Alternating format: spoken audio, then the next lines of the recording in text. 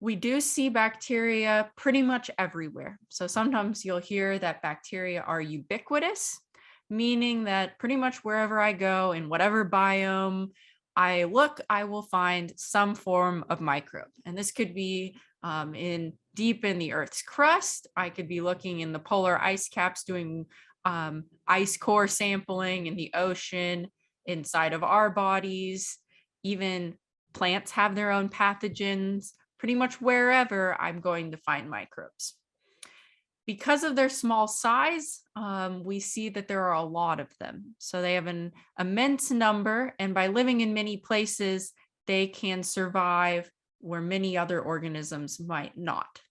They're highly adaptable, meaning that even if their environment isn't perfectly favorable, some organisms might not make it, but they've adapted to survive, even if it's a high pH or high temperature, high pressure, you're going to find microbes there.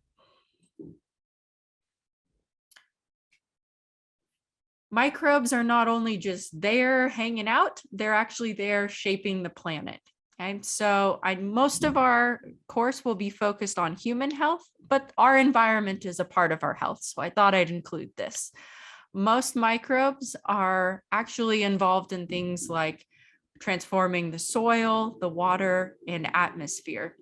And some of the things that they've been known to do is help regulate the temperature of the earth. And they do this by gases that are emitted by living organisms, like, I don't know, the carbon cycle, including like CO2, methane, things like that. They're also found in our oceans, and they contribute to photosynthesis. Just a little reminder here, photosynthesis is the process that plants, algae, some photosynthetic bacteria do to help transform the energy from the sun into ATP and sugars that can be used by the cell. Bacteria and fungi also have complex associations with plants. They're symbiotic, meaning that they're going to work together and they can assist plants in obtaining nutrients. So I've been planting my garden lately, and a lot of the soils that you buy are actually have fungi or mycelium and a lot of microbes added to the soil mixture to increase the yield of your tomatoes or your zucchini or whatever you're trying to grow. You also see them being used in bioremediation or trying to improve our environment. So a couple of key terms that come up with this are biotechnology. So this is like the big picture idea of the intentional use of microorganisms or living organisms to accomplish a goal related to health or the environment. Okay, so this could be things like if a doctor wants to make insulin for a patient, we could use microorganisms as little factories to pump out insulin so that then we can harvest it and give it to our patient. We can use microorganisms to make vaccines, certain drugs, and all of these sound very sciencey, but even just in like the everyday world, this biotechnology or use of microorganisms is used to make cheese or wine or kombucha. Bread making uses yeast. All of these are forms of biotechnology.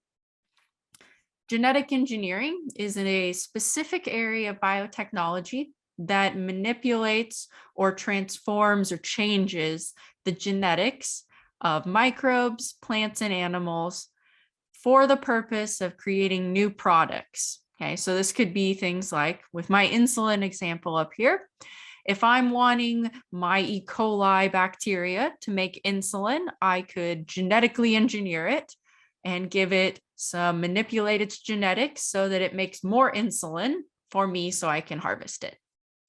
And to do this, I would use recombinant DNA technology. So this is a technology that deliberately modifies or genetically manipulates the organism to create novel products. So I could be kind of tinkering with the E. coli, changing its genome so that it has the insulin gene. So then now it's going to make insulin and I can harvest it.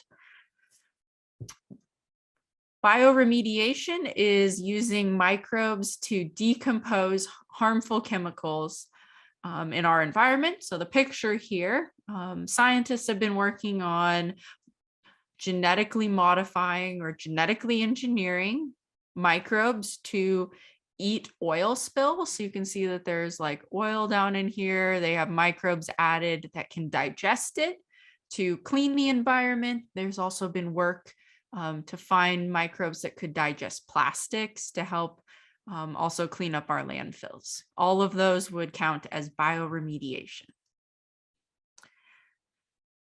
Microbes, while good, we've seen the side of, hey, cool, we can clean up oil spills, we can make cheese. I love cheese, hey, you know, we can do all of those great things, but we also have pathogenic bacteria and microorganisms to care about. A pathogen is an agent that causes disease. So it could be a virus, it could be a helminth, it could be a bacteria, anything that is causing disease in a patient. Infectious diseases are diseases that cause damage or toxicity to the body by an infectious agent. So there is a virus or a bacteria that's causing damage, and it can be transmitted. The World Health Organization estimates a total of 10 billion new infections across the world every year. Okay, so here's a couple of them. We can look at the chart here. The top ones in the US are heart disease, cancer, accidents, lower respiratory diseases, stroke, and we can go all the way down here to the pink one, number 8, with influenza and pneumonia. Okay, so if we look at the chart, blue is causes of death that are not infectious. So we know accidents, not infectious. At least I certainly hope not. You know, accidents, strokes, okay, there are a problem. They're harmful to the population, okay, but they're not going to be shared in the same way that the flu, influenza, or COVID would be. And we look worldwide, it's a little bit different. We still have heart disease and we have cancers and stroke on here, but there are many more infectious diseases shown here in pink. So respiratory diseases, diarrhea, tuberculosis are all really big ones that can be transmitted among the population. It's important to note from this chart that this was made from 2016, and your book highlights it does not include COVID-19. Again, this is from 2016, but as of mid-2020, COVID-19 would have registered in the top 5 causes of death in the US. So it would have wedged in right here between respiratory diseases and stroke. Okay, so pretty significant for it to move through the rankings so quickly. A new area of research pertaining to microorganisms is non-infectious diseases caused by microbial infections. Okay, so traditionally we think of things like the flu, or we think of a cold or pneumonia, things like that when we think of infections from microorganisms, but we've kind of broadened our idea in the scientific community to include microorganisms that aren't really infectious, but maybe they're just out of balance. So things like gastric ulcers, so this would be like stomach ulcers caused by a Helicobacter bacteria. And it's not infectious, not like I can share a gastric ulcer with someone, but it is caused by a microorganism. And so therefore we need to think about microbial biology to be able to treat this. Another one that comes up is cervical cancer, or HPV, human papillomavirus. Again, there's been a big push in the last few years towards making a vaccine for this, but as in the name, this is a viral infection and it's causing cancer. It's not traditionally what we think of with like bacterial infections, but it is a cause for concern. Other diseases that come up are things like multiple sclerosis, some mental health disorders, coronary artery disease, even obesity have links to the microbiome or microbial infections.